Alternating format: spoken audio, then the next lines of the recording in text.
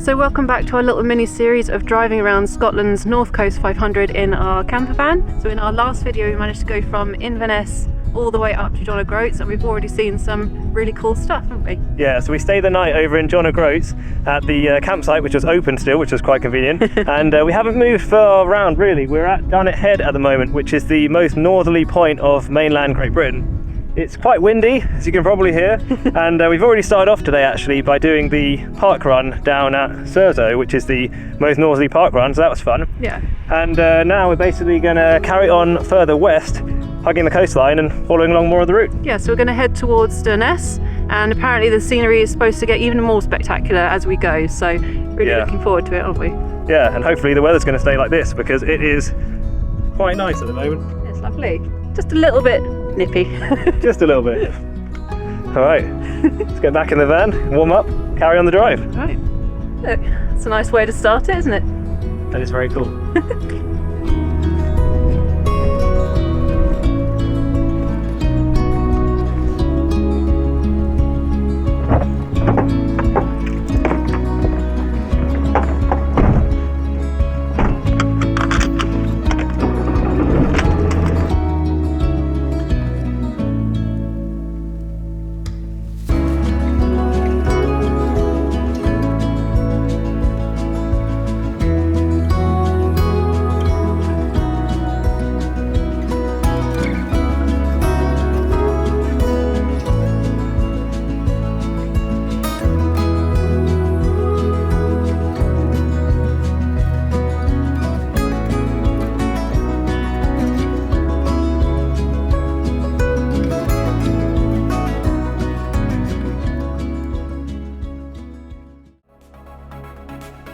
We're Tim and Abby, and we converted our Ford Transit into a fully off-grid camper van.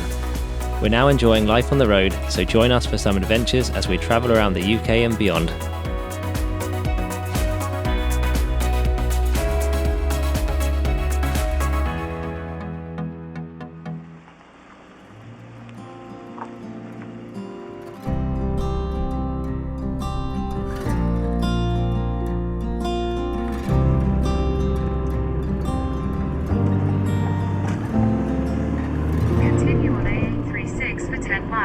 We made our way back into Thurso and stopped to have a wander around the town before heading further west. The name derives from Old Norse origins, as it was named by the Vikings after Thor's River.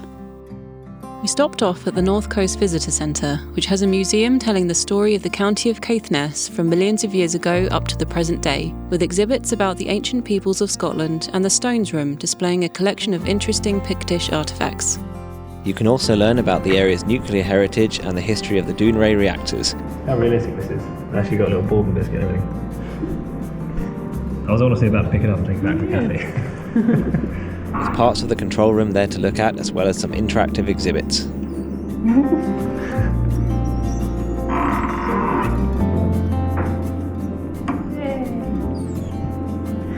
Oh, definitely gonna have a go at it. Very good. Fancy a swim? Not today. You take your boogie board out for a spin. This is one of the surfing capitals of the world. Only for experienced surfers, so I'm off the hook. And if surfing's not your thing, then if you fancy it, you can always do the Thurso parkrun like we did earlier in the day. It's a 5k run and takes place every Saturday morning, and the route is a 3-lap picturesque course around the river. Morning. Use your pal. Morning. Cheers. Hold on, man. I'll go downhill from here.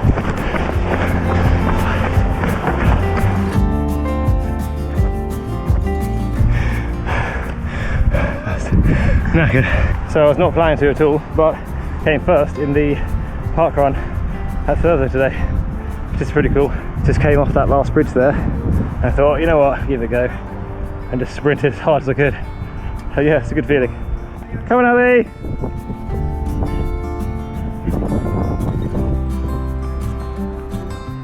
How did you do? Better than my usual. Nice. Once it was a nice flat course. Yeah, that was good. How about you? That's amazing. I was wondering if you could get that. I saw you behind two people. Yeah. That was good. That's amazing. Well done. Anyway, back in the town, we carried on having a wander. Can't help it. Abby feels the draw. I was just thinking, Abby, do you reckon you've now gone to the most northerly charity shop in mainland Great Britain? Quite possibly. Come all this way and just go to charity shop. We thought it was about time we picked up a proper Scottish drink, and we'd heard the best iron brew is the original 1901 recipe in a glass bottle. So we grabbed one of those to try, along with some more groceries, as this is the last supermarket for a while on the NC500.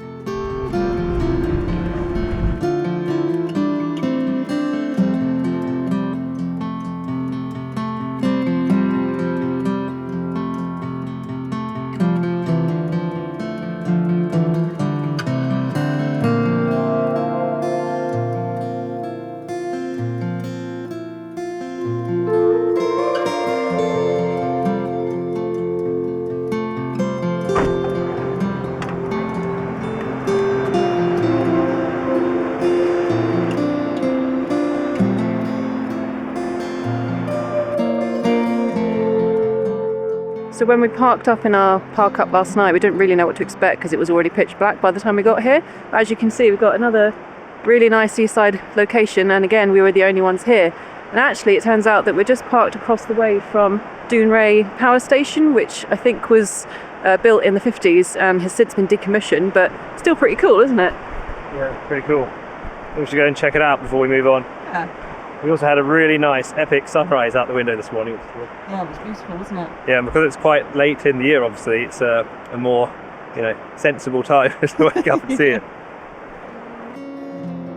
Before visiting Dounreay, we went for a quick walk on Sandside Beach. As you walk down to it, you'll pass some signs that you wouldn't usually expect to find.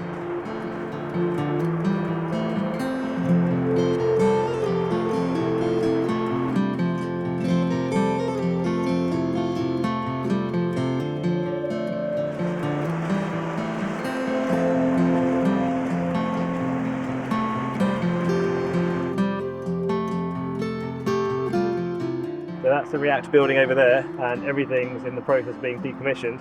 There's a few information signs and also quite a lot of signs about armed police, which it's actually the first time I think so far we've been in Scotland we've seen a police car. 2 police cars actually driving around. Yeah, well protected site.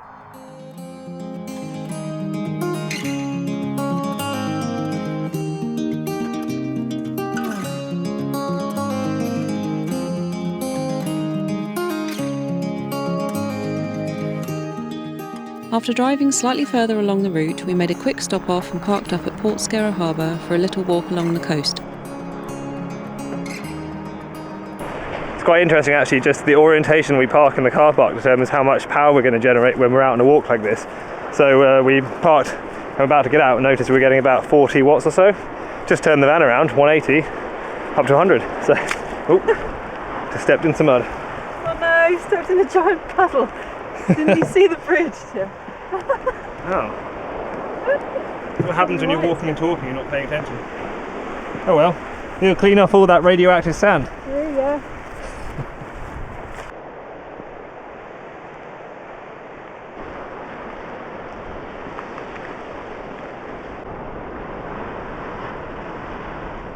So we just stopped off at a place called Portskerra and just did a walk to the harbour. No other reason really, other than Abby saw it on the map, thought it might be an interesting stopover. Isn't that the best way of doing things? Yeah, and there's quite a sad memorial actually to some sailors, some fishermen who went out in different periods actually. One of them was 1918 and in a storm didn't come back. Quite a nice poem actually, a couple of poems written by people in the village of that day. So yeah, sort of quite sombre but nice place to stop over. Yeah. Right, where are we going now? I don't know. Find the next place on the road. Basically, Abby said she went on Google Maps and clicked the activities tab and just saw places on this stretch of the coastline because there's not much in the guidebooks or anything around this area. I think a lot of people just sort of drive straight through it. But we thought, because we've got the time, it might be nice to just take it a little bit slower and just see where we end up, really. Just try and find things that not so many people go to. Yeah. We like to do that, don't we? We do like to do that. So yeah, and it's definitely a good day for it. The stories I've been told, they never seem to leave my mind. And this road that I am on, I gotta stay here for some time.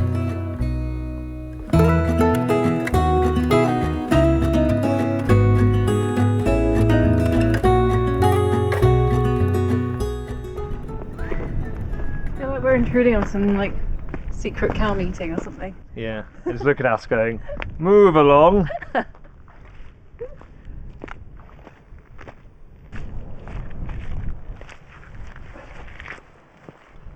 Whoa.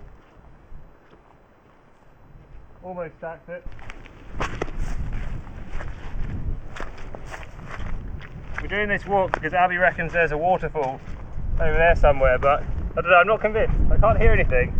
It's a nice view though anyway, so Yeah. not too bad. Okay, we've reached a gate and it seems to be just farmland, so obviously we've taken a wrong turn somewhere, but I don't know how because it's just one path. It's on the wrong path.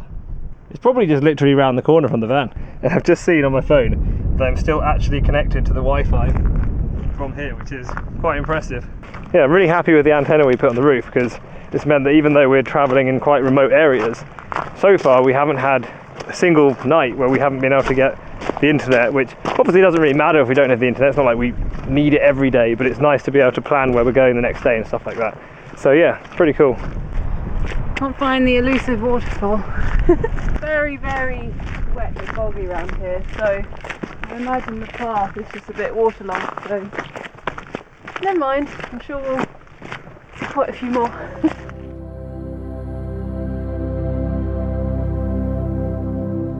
It turns out it really wasn't that far away from the van, we just couldn't see it.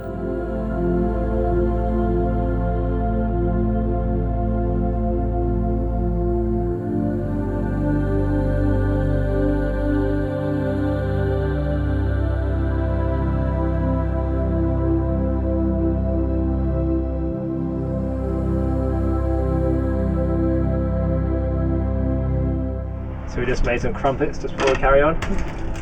As you do. Quick lunch in the lay-by. Right. It's nice that we can just be here and just make a cup of tea, get something to eat, carry on. Yeah.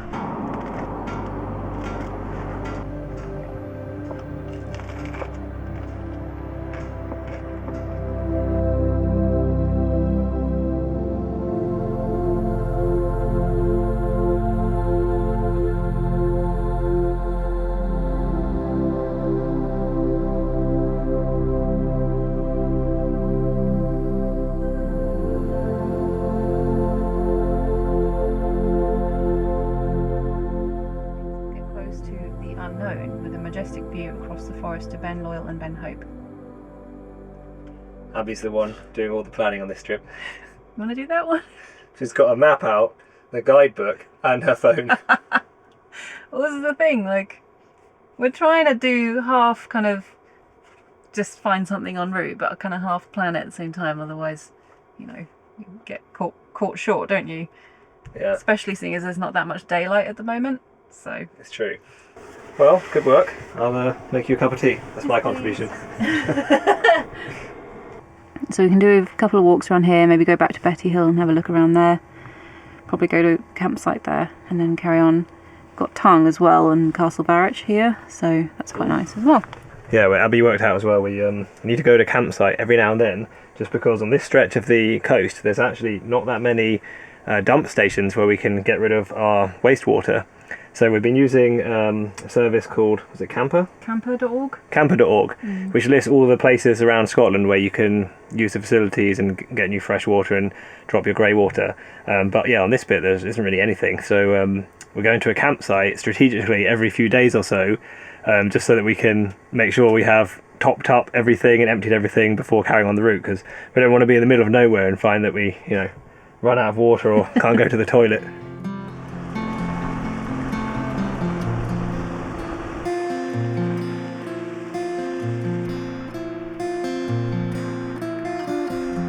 So we woke up this morning and the weather is not particularly nice today. It's quite windy and a bit rainy, so Probably not going to get much done today, but what we have done is come to this forest, which is in the middle of nowhere really, just around the corner from where we were parked last night.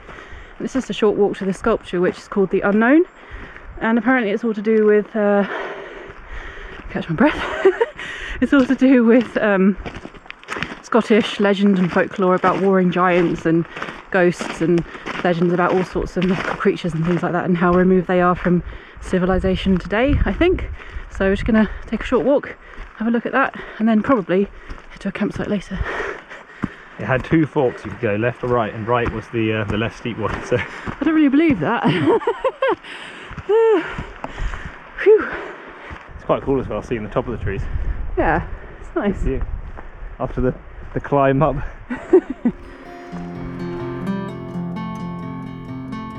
The Unknown is a sculpture which can be found in Borgie Glen Forest and was created by the artist Kenny Hunter in 2012. It is said to symbolise characters and events marked by exile and evoke thoughts about the area's ancestral past and our shared humanity. And there's a great view from the top too.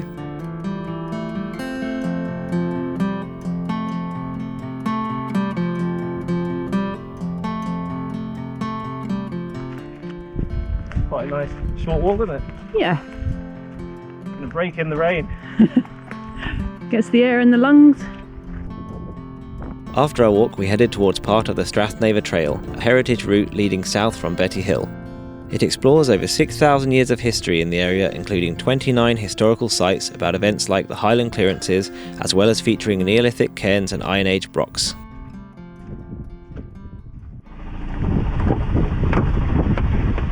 What do you think? I mean, it's obviously just a pile of stones, but it kind of helps you imagine what it would have been like. Yeah. Right, tell you what, I'm actually getting a bit hungry now. Yeah, there's a little place down here called the Clearance Village, Aknalocky Clearance Village. I reckon we have a quick look at that and then we'll go and get some lunch. Sounds good. Aknalocky was one of many villages affected by the Highland Clearances, which happened between 1750 and 1860. It was a time when crofters who rented and lived on the land were forced from their homes when the wealthy landowners realised they could make more money by grazing sheep there instead. With nowhere else to go, a lot of the people starved or froze to death, and others had to move to coastal towns or cities, or even emigrate to try and build a new life. The sign back there also said that they use fire as well, and actually set fire to the trees and in some cases the buildings to stop the tenants coming back, which is, yeah, quite sad. What's left of it now? Yeah, although it looks like this is a wall, maybe? Unfortunately, there's really not much left at Aknalocky to see, but if you head further south you can find Rosal Clearance Village, which has more evidence of the buildings that used to be there. We're definitely doing a little whistle-stop tour of all the little off-the-beaten track places today, aren't we?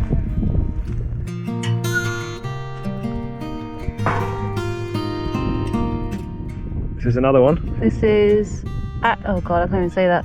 Achcoilena Borgie Broch. Okay. Place at the wood of the fall. It's like that bit in Lord of the Rings where they light the fires to get help. Yeah, okay. So it's the site of an old wooden tower, Yeah, part of many towers that were all in sight of each other. yeah, and they could signal to each other warn of danger on the beach. Cool. Abby's pretty good at reading these signs and digesting all the information. I find it a bit overwhelming. There's so much to read everywhere you go, so I just use her to get the summary. Thanks. Okay. It would have been pretty high, and yeah, definitely be able to see another one. It's a pretty good view. What's quite cool is that all these little things we're stopping off to see are basically just stone's throw from each other. I mean, I think we got in the car, turned on the sat nav, and it said 275 yards until the next one. So the first, well, this one is from about 100 BC to 100 AD. The next one along is from 6000 BC, and the one after that is from the 1800s. And they're all just, yeah, less than half a mile between them. Cool. Good thing to do when the weather's a bit inclement, isn't it? Bite-sized history for you. Yep. Okay, now I think it's time for lunch.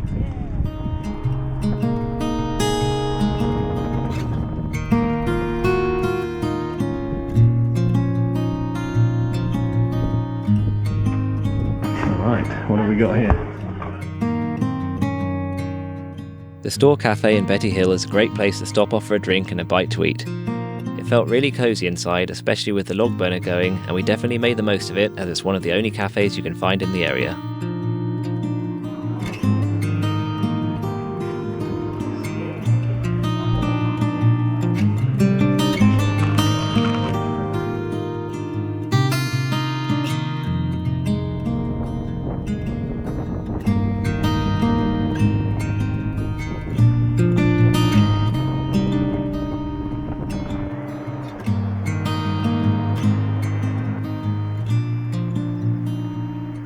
So we've done a bit of a reset this morning. We have got rid of all of our recycling, wastewater, and topped up all of the fresh water again as well.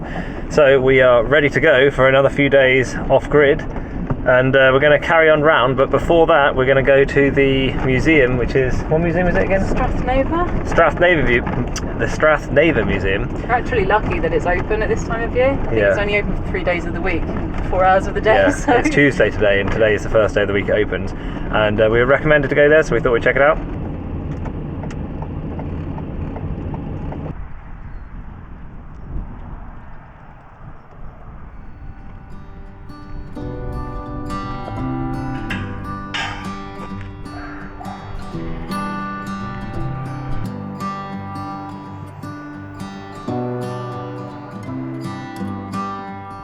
That beaker is 4,000 years old. It's almost perfect. It's crazy. That is quite impressive. How intricately it's carved. These wooden arrowheads here on the left were 6,000 to 12,000 years old. They were just found in a bog. Crazy. The museum focuses mainly on the tragic stories of the Highland Clearances, but also has a room dedicated to the Clan Mackay and tells the story of crofting life in the area.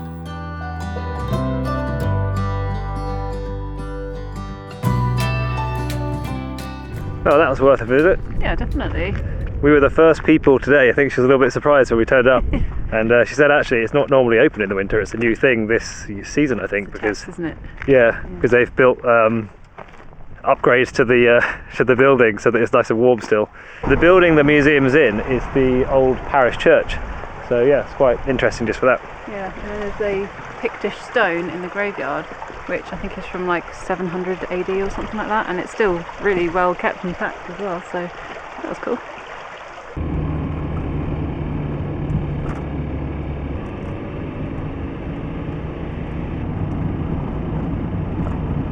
The landscape's got a lot more barren recently and a lot more open, and it's quite interesting in that museum. It said that the reason it's mostly barren around here is because of all the sheep farming that they did after the clearances, so they just ate all of the grass and everything. So Yeah, now it's just heather and gorse and must have had a lot of sheep. Yeah, it's crazy, isn't it? I think there's a beach down there called Coldbackie Beach, and it's just pure, just golden sands. It's amazing. You wouldn't think of Scotland having such nice beaches, but it does. Yeah, it's not the first thing that ever popped into my head. No. You're getting very picturesque drives. I know. Stunning. Plenty more to come, I imagine.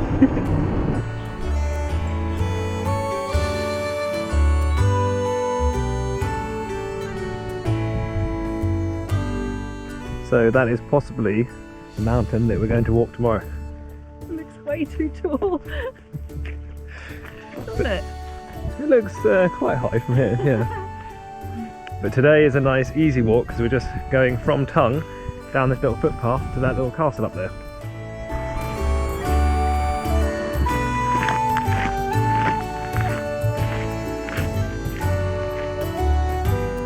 Will it still be on, do you reckon?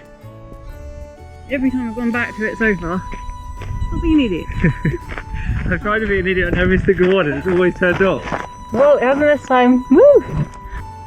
Castle Varich is a ruined tower house sitting on a hill with dramatic views out to the village of Tongue and the surrounding Kyle of Tongue. Its origins remain a bit of a mystery, but it is thought to have been built in the 1400s, possibly on the site of an older Norse fort.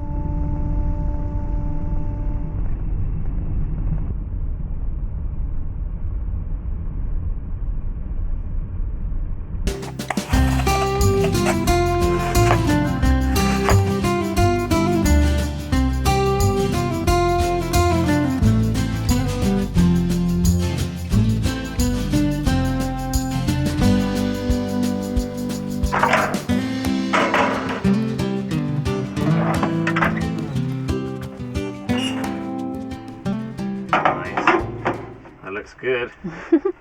We'll see. Abby has just made a crumble in the van, an apple crumble. First one in the van, I think. I love apple crumble. She just looked at me earlier and just said, I'm going to make a crumble. I was like, alright. And custard to go with it. Nice. It's worth the extortionate. This is a treat. Do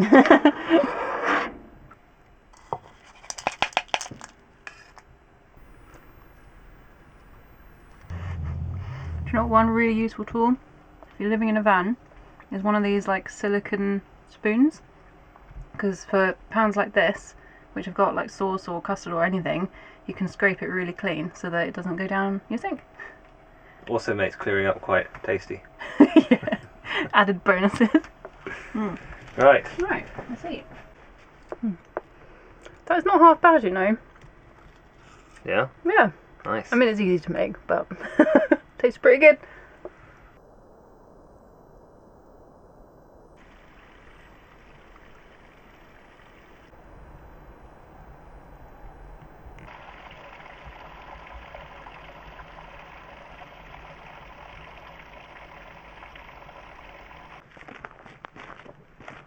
Such a nice morning today. Abby just said she reckons this is her favourite park up so far. Yeah, I mean, look at it. Do you mean in Scotland or ever? In Scotland. But it's definitely up there with all of them. Look at it. It is nice. Right, better get going. Right.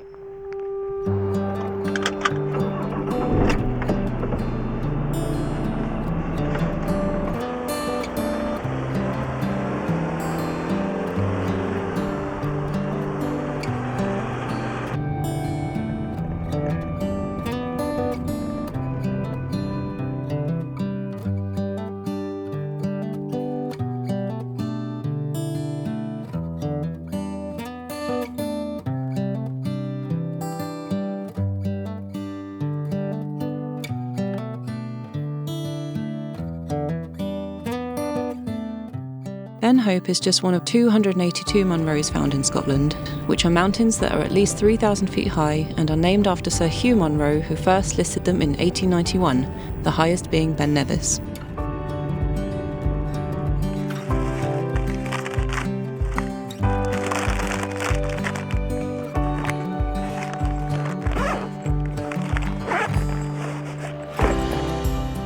This one is the most northerly munro and has a height of 927 metres or 3,040 feet.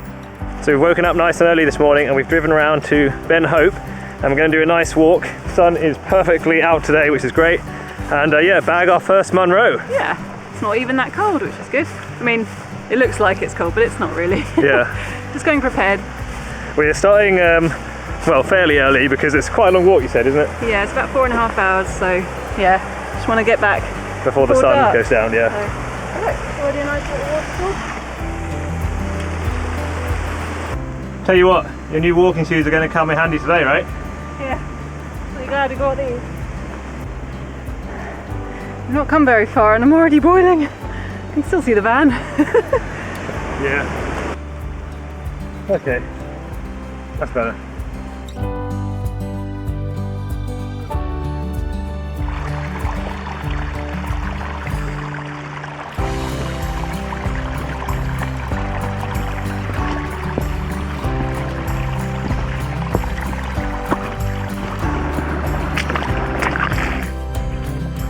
It's a very questionable path at this point and quite boggy.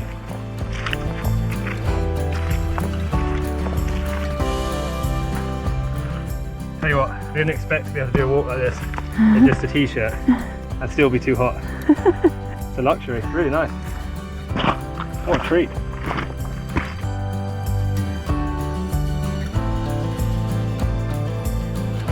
I think Abby's getting a little bit tired. It's just relentlessly up.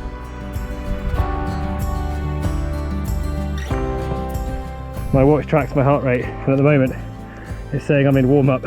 What? I don't think it's right. It's not working properly today. What kind of exercise do you normally do?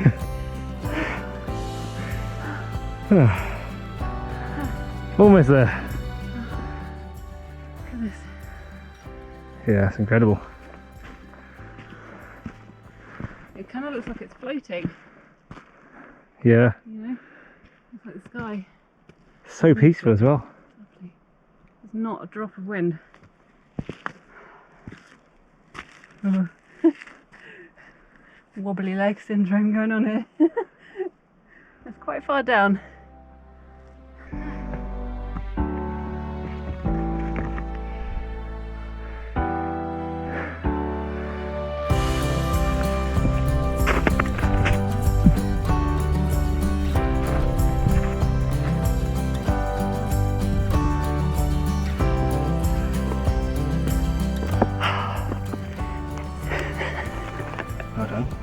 Didn't think I'd be up here in a t-shirt.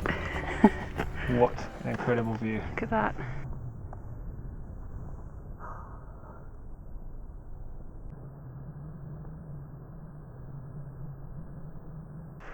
So we made it to the top in 2 hours 11 minutes. That's not too bad, is it? It's not that bad going, is it really? Yeah. But now it's time for a cup of tea and a sandwich. I am absolutely starving now. I think we've earned it. What do you reckon? Definitely. There's definitely worse places for a lunch break as well. It's gorgeous. And it's like pin drop quiet up here. It's crazy.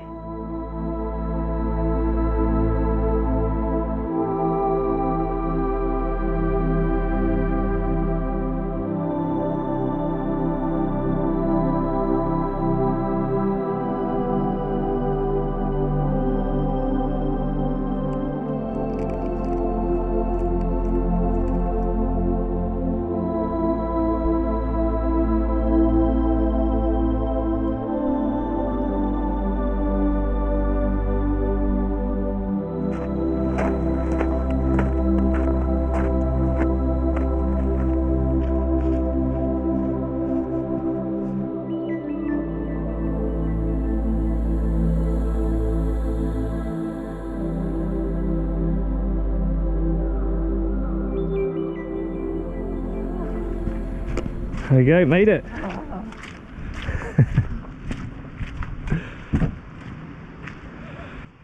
$4.19. There we go, that's not too bad. You said the average is 4.5. We're 10 minutes quicker than average. Oh, that was pretty intense, wasn't it? Yeah, But lovely. it's a good day out. Yeah. I really need a drink now. Harry says hello. Oh. This little hairy coo we bought from John O'Groats is our little van mascot now, and Abby said we need a name for it, so I thought he should be called Harry Coo. So he's Harry. Follow us on our adventures. We're bonkers, aren't we? Hey darling, we could get out of town, see the beautiful world around, wanna see it now. Pack our bags and get in that car,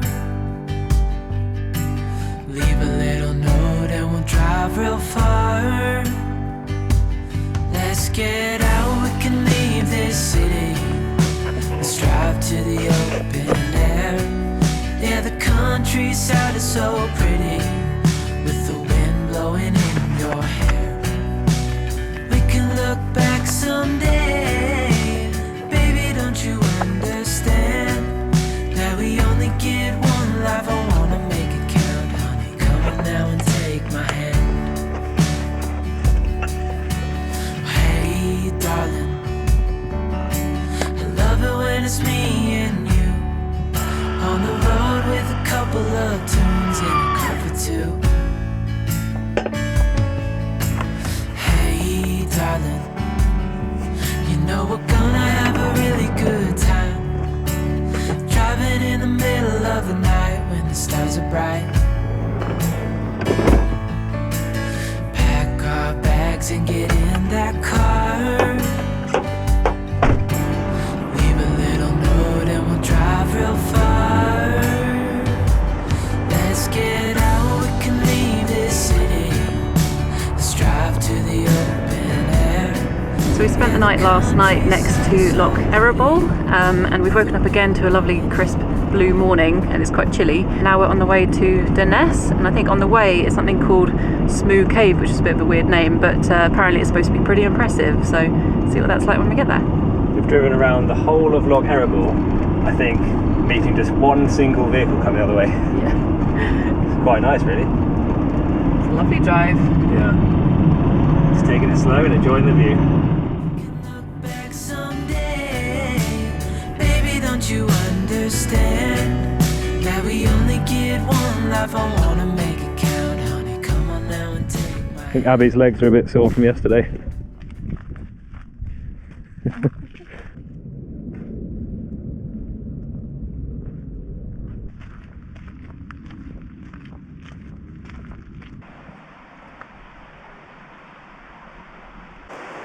It's so cool in here.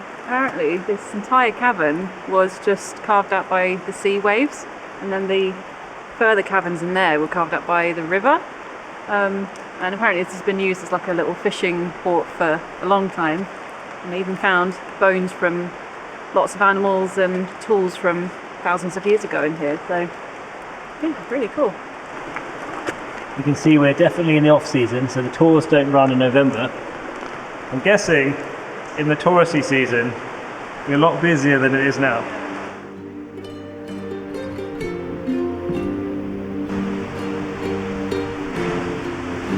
That's pretty cool. You can't see it very well here, but the waterfall inside drops an impressive 20 metres down from the river above and is best viewed soon after heavy rainfall.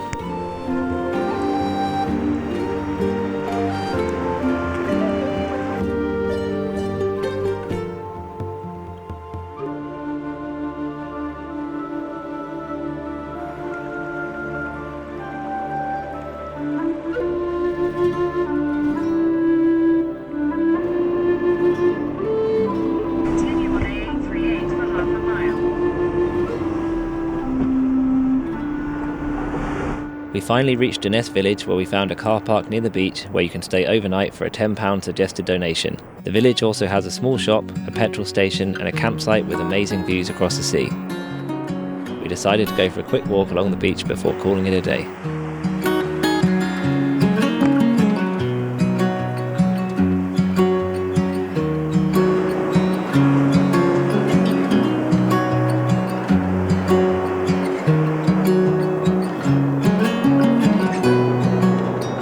So we've reached Durness and we had a nice stroll along the beach, really nice in the sunshine. It's quite a small village and probably the most northwesterly village, really. Yeah. Obviously Cape Wrath is further west, but you can only get to that on a little minibus and ferry, but they only do that in the summer months, don't they? So. Or a very strenuous multi-day hike, which Abby said that she's not going to do, so Yeah. we'll leave that for next time. Yeah, we did also go up to Balnakeil, and there's a craft village there, but it's all closed up for the winter.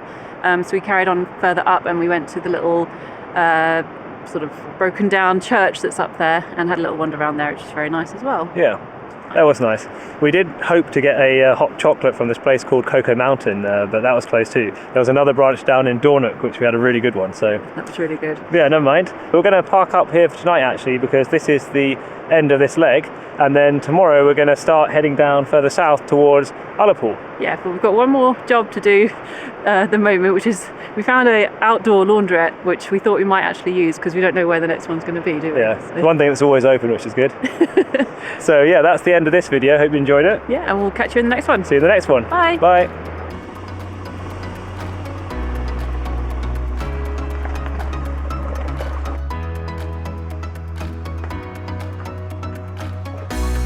If you're enjoying our NC500 series, then don't forget you can subscribe below and we'll see you for the next leg.